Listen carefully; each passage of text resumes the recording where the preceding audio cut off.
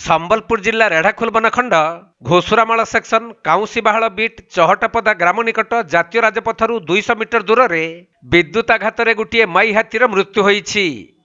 ତେବେ ସ୍ଥାନୀୟ ଗ୍ରାମବାସୀମାନେ ହାତୀଟି ମରି ପଡ଼ିଥିବାର ଦେଖି ବନ ବିଭାଗକୁ ଖବର ଦେଇଥିଲେ। ଖବର ପାଇ ବନ ବିଭାଗର କର୍ମଚାରୀମାନେ ଘଟଣାସ୍ଥଳରେ ପହଞ୍ଚି ହାତୀର ମୃତ୍ୟୁ ସମ୍ପର୍କରେ ସ୍ଥିତି ଅନୁଧ୍ୟାନ କରି କରେଣ୍ଟ ଲାଗିବା ଯୋଗୁଁ ହାତୀର ମୃତ୍ୟୁ ହୋଇଥିବା ଜାଣିବାକୁ ପାଇଥିଲେ। ପରେ ବନ ବିଭାଗର ଅଧିକାରୀମାନେ ସାଇଣ୍ଟିଫିକ୍ ଟିମ୍କୁ ଘଟଣାସ୍ଥଳକୁ ଡାକି ମୃତ ହାତୀଟିର ବ୍ୟବଚ୍ଛେଦ କରି ପୋତି ଦେଇଥିବା ଜଣାପଡ଼ିଛି। ସେପଟେ ମୃତ ମାଇ ହାତୀଟିର ବୟସ ପ୍ରାୟ 15 ବର୍ଷ ହେବ ବୋଲି ବନ ବିଭାଗ ଠାରୁ ସୂଚନା ମିଳିଥିବା ବେଳେ ଗତକାଲି ରାତିରେ ଏହିପରି ଅଘଟଣ ଘଟିଥିଲା।